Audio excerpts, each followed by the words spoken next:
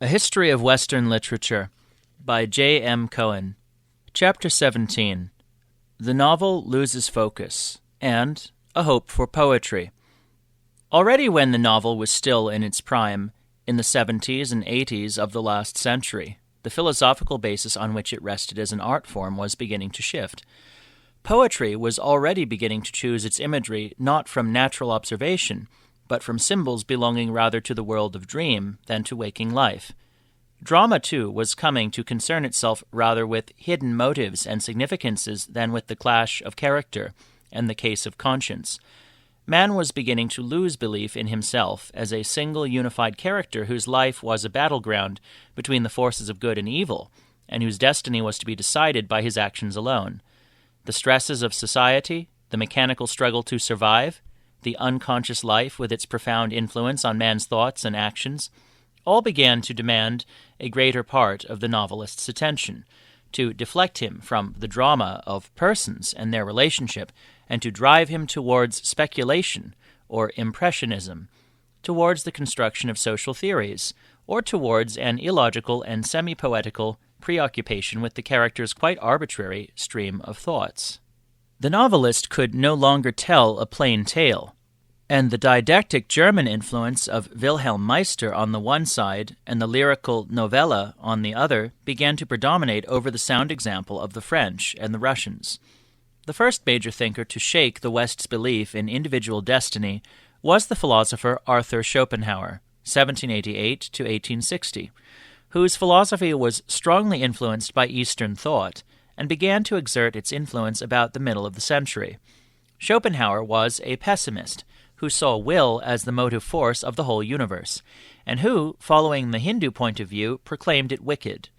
His impact came at a moment when the advance guard of Western thought had begun to see that material progress and Rousseauish freedom were leading forward to no golden age. The artists, in particular, whose hopes had, until the failure of the 1848 revolution, been on the side of the progressives, had now retreated into opposition to bourgeois and aristocrat alike, proclaiming with increasing conviction through mouths such as Baudelaire's and Rimbaud's that they alone were the seers or mages, capable of changing the universe, momentarily and for an aesthetic elite, by a deliberate confusion of the auditory, the visual, and the tactile, which would lead to a new quasi-mystical vision, also by dandyism, Satanism, and other forms of radical detachment from the aims and interests of society in general. From 1880 onwards, indeed, the artist became a self-appointed outlaw, and his art a more and more hermetic practice, performed as a ritual for the few. But not all artists were content thus to renounce responsibility and range like bandits on the frontiers of society. Friedrich Nietzsche, 1844 to 1900, in the first place a lyrical poet of great power, attempted by a philosophy which derived primarily from Schopenhauer's to offer the West a new vision. Reacting violently against the vulgarity of the New Prussia that had emerged from the War of 1870-1, which was only a more blatant version of the materialistic vulgarity which was mastering all Europe and North America, Nietzsche called for an entirely new form of civilization, to be based on the emergence of the Superman. He rejected Christianity and the limited Western view of history. He saw the events of man's life endlessly repeating themselves according to a recurrent pattern, and that there was no way out except by the creation of new men who would transcend the old even as modern man has transcended the apes. But Nietzsche's new theory of evolution swept aside the idea of automatic or even of planned change. This was no survival of the fittest, but self-creation by the ablest. To the Darwinian 19th century, Nietzsche appeared not so much revolutionary as violent and insane. As they were able to ignore Ibsen's message by treating him as a mere social reformer, so it was possible for them to resist the impact of Nietzsche's thought by treating him as yet another poet in rebellion. In fact, however, Nietzsche was not so much a rebel as one who had seen through the facile belief in progress and preached a return to older ways of thought. To those familiar, as the 19th century as a whole was not, with the pre-Socratic philosophers, with the Platonic myths, the Vedas, and the Upanishads, the ideas expressed in Nietzsche's masterpiece, Also sprach Zarathustra, Thus Spake Zarathustra, though uncoordinated, would not have seemed strange. His philosophy, based on poetic insight rather than on any logical system, hints at much but expresses little in concrete form. From 1890 onwards, Nietzsche's influence was great, not so much on account of his cosmological ideas as for the importance which he attributed to intuition rather than intellect. The idea of man's transformation into Superman, parallel as it is to that of repentance or metanoia in the New Testament, was misunderstood. But his picture, incarnated in his own person, of the artist and philosopher in one, set a new ideal over and against that of the artist as outlaw, even if the artists of the next decades approximated rather to the model of Rimbaud than to Nietzsche's Zarathustra. Nietzsche's detractors, however, and his very difficult character earned him many, presented him as the advocate of violence and the remorseless enemy of the bourgeois world and its morals, which was but half the picture, though one very welcome to the fin de siècle artist, who adopted Nietzsche in consequence as one of his heroes.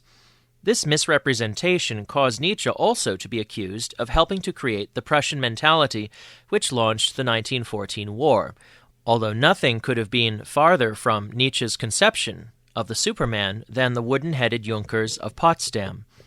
Nietzsche's disruptive influence on the 19th century's picture of intellectual man, the purposive master of his own fate, was reinforced by that of the philosopher Henri Bergson, 1859 to 1941, whose belief in the intuitions and whose anti-mechanism set a number of novelists the task of attempting something bigger than the tracing of a handful of human destinies. They felt challenged either to show the vital energy of man, Bergson's élan vital, at work in an outstanding genius, incarnating forces which underlie the flux of contemporary society, or to display that society as a whole, with all its tendencies and stresses, by the analysis of a small or test group, a task which Tolstoy had performed, though without conscious intention, in War and Peace. Tolstoy, in fact, was the outstanding literary influence behind the roman fleuve, in its English form, the novel of generations, with its broad picture of the family or social unit confronting history. But at the same time as the new philosophy, with its Eastern influences and reinforced by the openly Eastern theosophy of Madame Blavatsky, was destroying the conventional picture of purposive man, various forms of psychological investigation, which reached their peak in the work of William James, but were most influential in the extreme and anti-religious forms set out by Sigmund Freud, 1856 to 1939, were destroying the picture of man as a coordinated character, responding intelligently and predictably to the events of life. Complete acceptance of the extreme Freudian picture would have made the novelist's task preposterous. Who could be interested in the fate of a creature so devoid of possibilities as the Freudian man, forever pursuing the non-existent hare of all pleasure and no pain? The growth of psychological knowledge provided, in the diluted form in which it was accepted, at least one more obstacle to the telling of a plain story. The 19th century novelist had considered it his task to show his unified characters in relation to a series of happenings, conceived as beginning with their birth and ending with the selection of life partners by at least the younger of them. This neat framework was never entirely suitable except to the minor talents of a Jane Austen or a Trollope.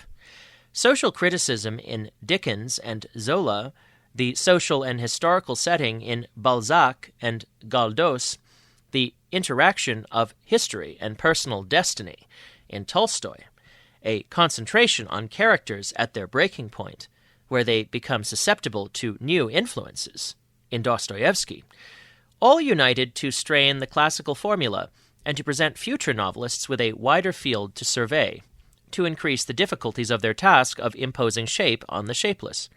And now the new philosophy and the new psychology came to make the 20th century novelist's task still harder, to make it so hard indeed that perhaps only Marcel Proust entirely succeeded both in drawing a new picture and in constructing for it a new frame.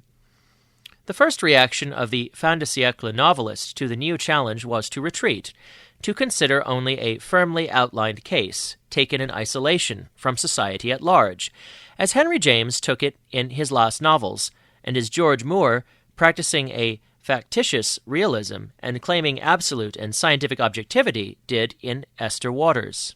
A writer who chose another solution, but who worked nevertheless within the fin de siècle limits, was Anatole France, 1844 to 1924, an ironic analyst of his time in his 4-volume Histoire contemporaine, Contemporary History, and the constructor of neat and stylized little mirrors held up to history at such moments as that in which the procurator of Judea in old age actually fails to remember who the man Jesus Christ was.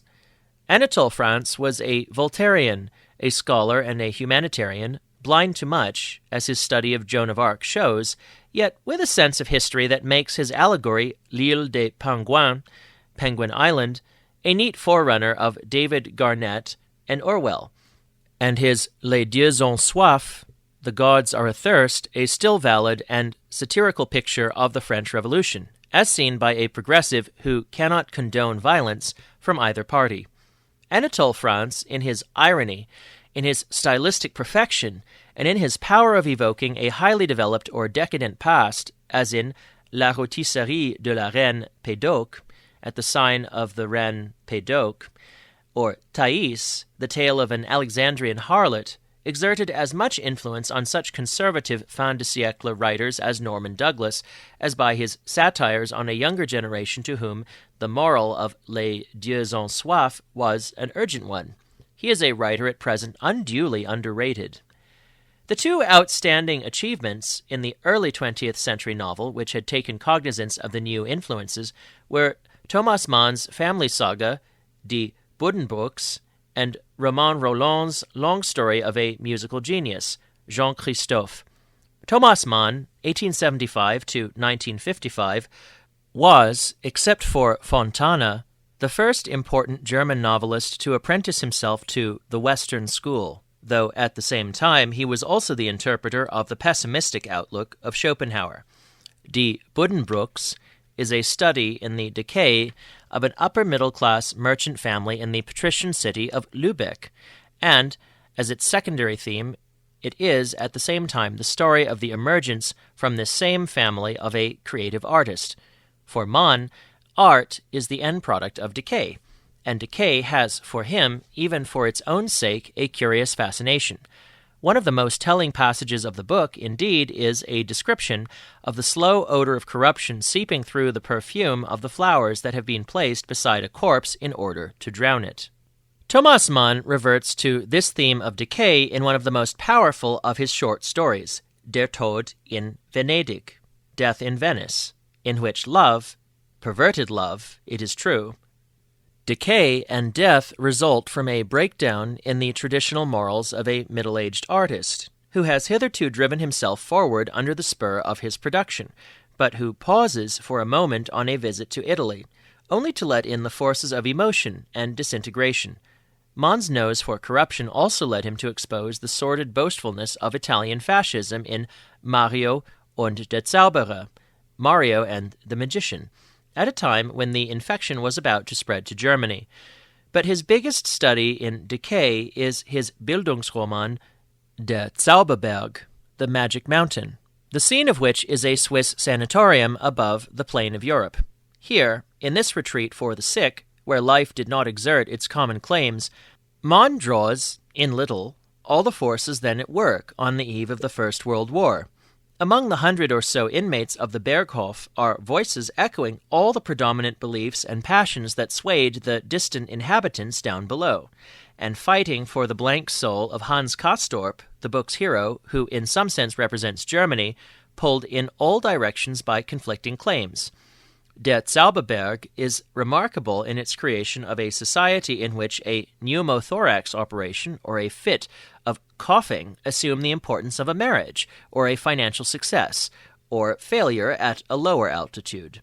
Here, ideas matter, even though the convinced and the unconvinced alike face the prospect of an early death by tuberculosis. It is a world in little, in which corruption extends to every part. Der Zauberberg took Mann some long distance from the mainstream of European fiction, and his later novels have diverged yet farther. In the last years, he has given his own versions, at great length, of the story of Joseph, of Goethe's life at Weimar, and of the Faust legend, brought up to date and treated from an ironical and liberal standpoint, with references veiled or open to the contemporary state of the world, whose fever line he has come to follow with all the attention that Hans Castorp once gave to his. Mann is, like the inhabitants of his Berghof, an analyst of disease without standards of comparison which are independent of that disease. Romain Rolland, 1866 to 1944, on the other hand, though at first primarily concerned with the artist also, was anxious to show him as the symptom rather of a potentially healthy society than of a diseased one. The disease he saw, in plainly political terms, as the product of national rivalry and the greed for wealth. His Jean-Christophe, therefore, for whom he took Beethoven as a model, was shown as the joint product of German and French culture, who stood above the commonplace national antipathies and pecuniary sordidnesses. But the book, though it starts off as a work of genius, deteriorates long before it reaches its 10th volume. Rolland did not value himself as an artist, but rather as a creator of opinion. Taking a strong pacifist attitude in the First World War, he moved to Switzerland, and seeing the world's salvation in a humanitarian socialism, he fought bravely for it. His biographies of great men, of Michelangelo, of Tolstoy, of Gandhi, show the generosity of his enthusiasms. But as a creator, he suffers from a divided attention. As a political thinker, too, he was unable to concentrate on a single object, but attempted to pay a combined worship to Lenin and Gandhi. Yet in the first volumes of Jean-Christophe, he created at least one work of permanent value. The same cannot be said of his contemporary, André Gide, 1869 to 1951. A prolific writer with a talent for striking, masterly attitudes, he was consistent in nothing but his habit of semi-poetic self-dramatization. In this he followed Rousseau, though with a more consistent idea of his audience than the author of the Confessions, and with a vein of Satanism, which he justified by reference to Nietzsche, whose authority he invokes when boasting that he was often on the devil's side. Gide's Confessions, written sometimes in the guise of autobiography, sometimes as prose poetry, sometimes in the shape of unorthodox novels, and sometimes as a journalist, return repeatedly to his two main themes, the rejection of his moral Protestant upbringing and the vaunting of homosexuality. Gide likes to play with philosophical ideas. His most moving novel, La Porte Étroite, Straight is the Gate, tells of a girl who sacrifices her love to principles, and his most entertaining book, Les Caves du Vatican, The Vatican Cellars, revolves around the performance of l'acte gratuit, the unmotivated act, which is in this case the pushing of an innocent imbecile out of a moving train. This book is entertaining in the same amoral way as South Wind, but Gide's more serious novel, Les Faux Monnayeurs, The Coiners, is marred by tricks which pass unnoticed in his works of lighter weight. The author spoilt this book, which might have been his masterpiece, by pushing himself continually into the foreground as an author writing a novel. And not content with this, he followed Les Faux Monnayeurs up with a journal, which was a commentary on its writing.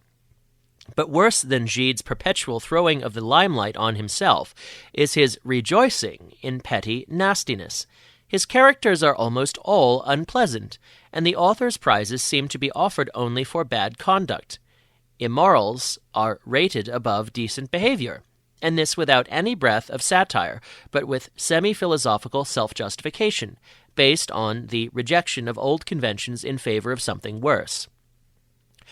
Marcel Proust, 1871 to 1922, anatomizes an ugly society from which he does not stand any more detached than Gide. Yet there is sufficient satire in his drawing of the unpleasant Baron de Charlus to show that the author, though sharing the Baron's vices, is far from identifying himself with his creature. Proust was the author of a single novel, which is both a study of an aristocratic society in decay and an analysis of subjectivity. The principal character of À la recherche du temps perdu, In Search of Lost Time, that Marcel, who both is and is not the author himself, goes through a vast cycle of memory, wafted back by a chance smell to a moment in his boyhood, and returning at the end of the 13th volume to the point where he had begun. Time, love, jealousy, memory, All are shown as constituents of a mind closed in on itself, but capable of breaking through to momentary freedom in the act of creation. Proust gives back the whole of his vast departed world, seen across the gulf of more than 20 years, which have culminated in the war, complete with its ambitions and snobberies, its pathos and buffoonery, in the same way as Rilke in the same years was transforming the common objects of this world for the benefit of his angelic spectators. Both wished to perpetuate, by a single act of memory, patterns and relationships which dissolved even as they were thought of. The vision to which each aspired was one that, like the scene on Keats's Grecian urn, would remain in arrested movement. Proust's principal theme is love, and since his own loves were perverted and unhappy, the theme of doubt and jealousy is indissolubly united with it. For him, love is a kind of disease, kept alive by self-torture. His characters in love are, consequently, shown as self-absorbed, and like Thomas Mann, Proust is forever attracted by the odor of decay. The same pattern seems endlessly to repeat itself in his vast novel, Swann's love for Odette adumbrating a theme that is afterwards recapitulated and expanded into Marcel's obsession with Albertine. The loved one has, particularly in the second case, little objective reality. She is no more than an enigmatic irritant. But love is not the sole theme of the novel. Almost as large, and particularly in the central volumes, bulks the social comedy, with its panorama of aristocrats and climbers, each carefully assigned to his or her exact place in the hierarchy of precedence, also the artists and hangers-on shown in their relationship to the princely Guermantes family. This aspect of Proust's work is, however, no more than a subtler repetition of something already achieved by Thackeray in Vanity Fair. It is the fourth dimension of time and memory, which acts like Tolstoy's added dimension of history, to give the book, despite its odor of corruption, a depth possessed by no other 20th century novel. Treatments of large numbers of characters, seen in their social connection rather than in their private lives, were attempted by Jules Romain, born 1885, in the many volumes of Les Hommes de bonne volonté, The Men of Goodwill, by Georges Duhamel, born 1884, in La Chronique des Pasquiers, The Pasquier Chronicle, by Roger Martin Dugard, born 1881, in Les Thibauts, The Thibauts, and, more economically, by Jean-Richard Bloch, 1884 to 1947, in his story of an Alsatian Jewish family, Etsi and Co. But it is doubtful whether any of these panoramic novels of the years between the wars has great powers of survival. As social analysis, they are interesting, but they lack that additional dimension that makes War and Peace and À la recherche du temps perdu something more than analyses of an epoch. Romain's broad humanitarianism, Duhamel's subtler and more ironic sense of participation, the disillusioned naturalism of Roger Martin Dugard, and the more hopeful naturalism of Bloch are alike insufficient to carry these vast structures. More confident of survival are François Mauriac's, born 1885, studies in sin and guilt, which are confined to as small a canvas as those of Ivy Compton Burnett, but which are closer to life, at least as it is lived in the deep southwest of Catholic France. Mauriac's best studies are those early ones written before his conversion to Catholicism. Where most of the other important French writers of the years between the wars take the broad romantic license of a Balzac, Mauriac reverts to the close classicism of Madame de Lafayette, or Constant, and studies a single case. Severely classical also are the two novels of Raymond Radiguet, 1903 to 1923, a precocious young man whose study of adolescent sex and whose retreatment of the theme of La Princesse de Clèves have a brilliance and economy, remarkable, despite his youth, for their achievement rather than for their promise. Yet one is left with no feeling that here, had he but lived, was the missing great novelist of the generation after Proust. André Malraux, born 1901, on the other hand, in his single masterpiece, La Condition Humaine, Storm over Shanghai, presents a picture of revolution, melodramatic and at the same time acute in its character drawing, which seems to promise major achievement. Malraux has, however, been deflected into politics and art criticism, and has produced no successor to this singularly spare and moving novel. Theoretical interests, the illusions of political activity, and the German habit of pseudo-philosophical digression have bedeviled the post-war French novel in France. Jean-Paul Sartre, a master of compression in his pre-war studies in violence, La Nausée, Nausea, and Le Mur, The Wall, has lately written long novels, too closely concerned with contemporary events, and too shapeless to be even readable. Like Malraux, he seems to be too much caught up by action to devote his full talents to artistic creation. Albert Camus, born 1913, on the other hand, has written a single allegorical story of great power, La Peste, The Plague, which tells more about the atmosphere of the occupation than a dozen documentary disquisitions.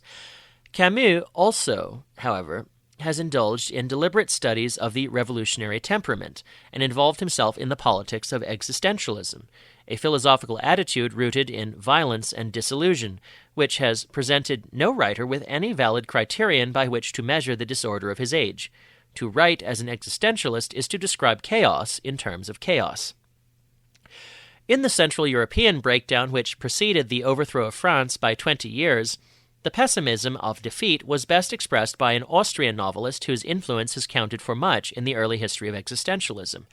Franz Kafka, 1883 to 1924, in his two great but unfinished works, Der Prozess, The Trial, and Das Schloss, The Castle, defined the situation of the solitary man for whom life was a bad dream, full of baleful significances. Both are expanded nightmares, influenced perhaps by the theories of Sigmund Freud, but true to the experience of this bewildered man, hemmed in by his own fears, by disease, and by the lack of any belief that the powers by which the world is governed were anything but hostile. Viewed apart, Kafka has great strength, and succeeds in convincing his reader that his symbols stand for something more than his own fears.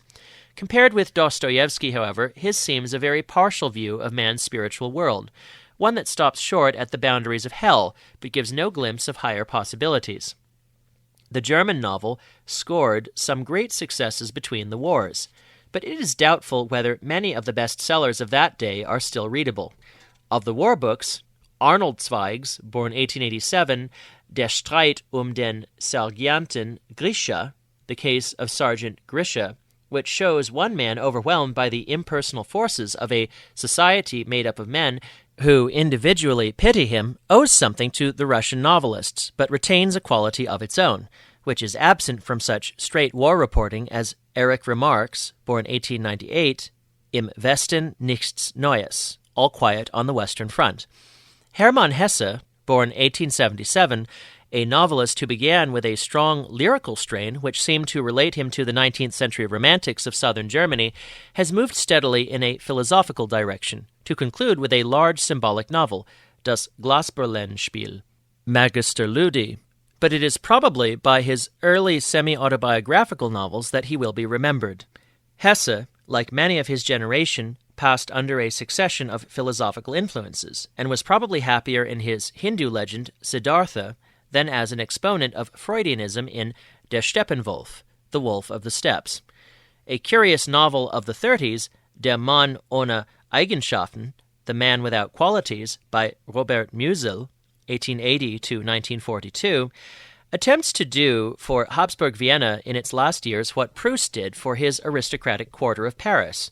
Musil shows a large number of characters brought together by a fatuous scheme for collecting money to erect a statue, and sets them moving, one with the other, in very slow motion. Other curiosities of the period between the two wars are the light-hearted satire, also of the Austrian regime, by the Czech Jaroslav Hašek, 1883 to 1923, translated as The Good Soldier Schweik. Schweik, the inimitable scrounger and dodger, manages to survive the fall of an empire, whose last years are also reflected in the novels of Italo Svevo, 1861 to 1928, a Trieste businessman who wrote, in Italian, sad, garrulous comedies of fatuity, which won him the friendship and advocacy of James Joyce.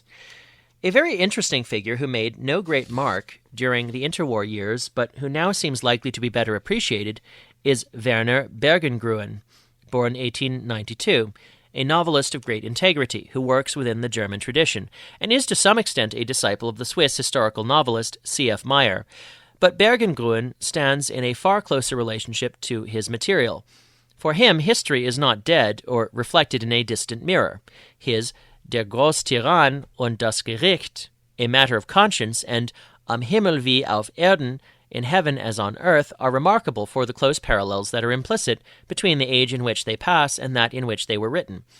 Perhaps this was a necessary device for a writer working under the Nazi regime, but its results do not appear to be contrived, and the Wendish country, awaiting its prophesied flood in Am Himmel wie auf Erden, and the Italian city of Der Großtyrann, fanned by its unhealthy wind, have the immediacy of Camus' city beneath the plague, or of a Kafka nightmare.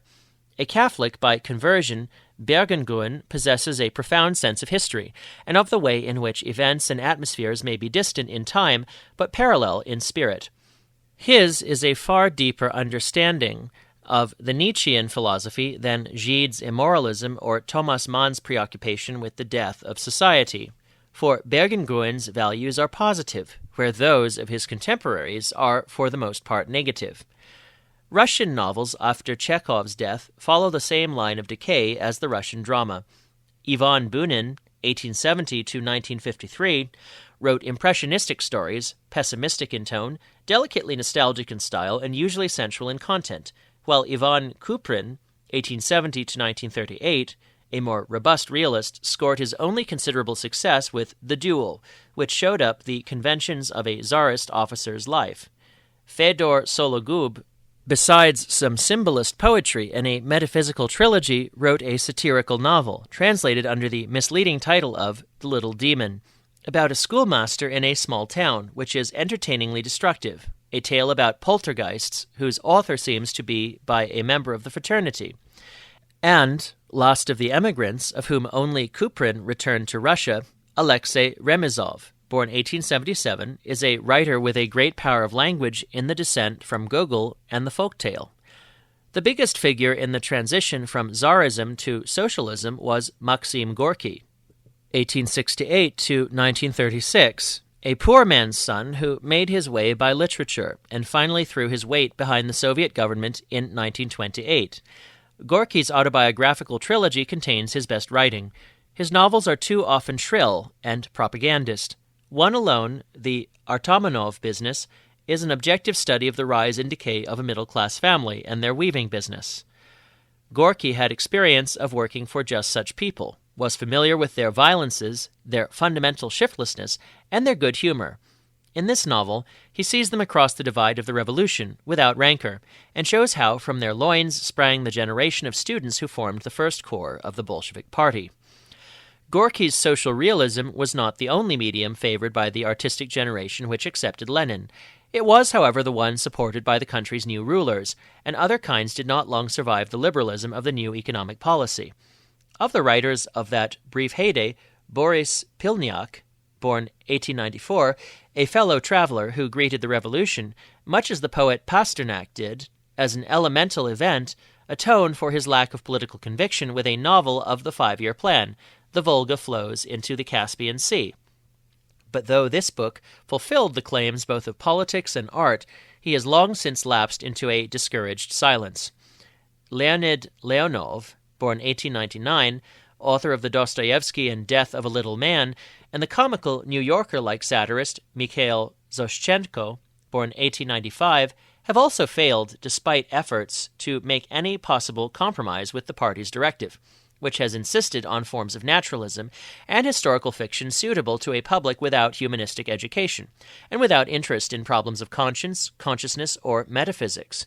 The resulting production, if sometimes competent, has been perforce on a low artistic level, interesting only for its descriptions of a different world and different ideals from those of the West. The immediate post-war period in Italy saw a quick flowering of realistic writing, which synchronized with a parallel development in the cinema. Fascism had not, on the whole, interfered with artistic production. Nevertheless, with its fall, and with the disaster of the Lost War in which it had involved its country, the arts received a much-needed fillip, and Italian fiction of the last dozen years is remarkable for its variety, extending from Il Molino del Po, The Mill on the Po, a historical trilogy by Riccardo Bacchelli, born 1891, which recalls Manzoni, to the brilliant and humane writing of Carlo Levi, born 1902, the short, bitter, and poetical novels of the unhappy Cesare Pavese, 1908-50, and the shapely tales of Guido Piovene, born 1907, with their echoes of the 18th century. Spain has produced little fiction of importance since the death of Pérez Galdós. A single modern writer, Camilo José Cela, born 1916, has drawn a grim and disgusted picture of squalor in the country and in the capital in La Familia de Pascual Duarte, the family of Pascual Duarte, and La Colmena, the hive. Cela is a master of sordid dialogue and a writer without a viewpoint, who nevertheless stands out from a generation of charming lady novelists who run away with the annual prizes. The novel has died a victim to the loss of an agreed picture of the universe, which has faded with the stifling of Christianity by non-dogmatic idealism and crude materialism. However, the novel is only the youngest of artistic forms, and it is easy to imagine that even its commercial varieties may decay in the next 50 years, destroyed by the competition of television and the televised film. The drama, too, unless it finds its way back to an alliance with poetry and with philosophical ideas, unless it lends itself once more, as in Greece, as in the miracle plays, and as in the Spanish autos, to a religious purpose, may yield to more popular, mass-produced types of entertainment. Poetry, however, which demands repeated readings and a recollected state of mind before it can deliver its message, must, like music and like painting, survive in its present forms if it is to survive at all. A reading over the air can do no more than stimulate the desire to possess the printed page. In poetry, therefore, remains the hope for literature's survival. And since poetry is at present only read by small numbers, it may well remain for some time, as it now is, private in its form and language. Avant-garde poetry, however, with its deliberate defiances of the Philistine, its unrelated images, its neglect of syntax and of the rules of typography, probably shot its bolt between the wars. It is plainly absurd for the poet to challenge a society which does not read him, rather than accommodate himself to the few who may. And poetry, since Baudelaire, has clearly failed to increase its readership by provocative methods. That there is some new poetry, concerned on the whole with the serious subject of man's isolation, with his need of a myth by which to understand the universe, and of some willed change in his own states of mind, is the most hopeful sign at this mid-century. In England there are T.S. Eliot, Edith Sitwell, Edwin Muir. In France, St. John Perse, Jules Supervielle. In Germany, Hans Egon Holthusen. In Italy, Eugenio Montale. In Spain, such young men as Carlos Bonsoño, born 1923, Blas de Otero, born 1916, and José Hierro, born 1922, who, despite the rigidity of Franco-censorship, have written poetry of genuine simplicity, deep feeling, and great promise. And in Spanish America, not only such poets in exile as Rafael Alberti, but a number of national poets whose work is beginning to show some independence of the European models which American poetry has followed since the days of Rubén Darío. Whether the poetry of Pablo Neruda, born 1904 in Chile, of Ricardo Molinari, born 1898 in Argentina, of César Vallejo, 1895 to 1937 in Peru, of Ramón López Velarde, 1881 to 1921, Alfonso Reyes, born 1889, and Octavio Paz, born 1914 in Mexico, represents the beginnings of something new, or the end product of European symbolism and naturalism, it is still too early to say. Fiction in Spanish America follows European models and is remarkable for its social realism, for its portrayal, that is, of life in backward communities and under stresses and clashes of tradition unknown on this side of the Atlantic. But poetry there seems to have returned to elemental subjects, to man's isolation in a hostile world, to the cruelty and garish beauty of nature, and to the melancholy of the Indian clinging to his old way of life, but exploited by his would-be civilizers. There is little public for this poetry in the South American republics themselves, and no great attention is paid to it abroad. The majority of the poets would appear to adhere only loosely, if at all, to the Christian faith, but to be strongly attached to the literary tradition of Europe. Whether any new myth will arise in Spanish America or elsewhere is the great question, which will decide more than the future of literature. For poetry in the service only of a tiny cultured minority will be as incapable of real achievement as poetry hamstrung by its subservience to a political creed or to the compulsive advocacy of a way of life. Poetry and the drama, if they are to be reborn, must express a belief which is shared by the community, as they did for the Greeks, for the Christians of the Middle Ages, and even of the Counter-Reformation, and as since the Romantic era they have progressively ceased to do. Imaginative literature in the service of rebellion or Satanism quickly sinks into exhibitionism or obscurity. Imaginative literature as the expression of a deeply apprehended truth, poetry which interprets to a man the myth of his own age, can, in the hands of Dante, of Shakespeare, of Cervantes, of Camões, and of Goethe, help to raise the level of a whole civilization.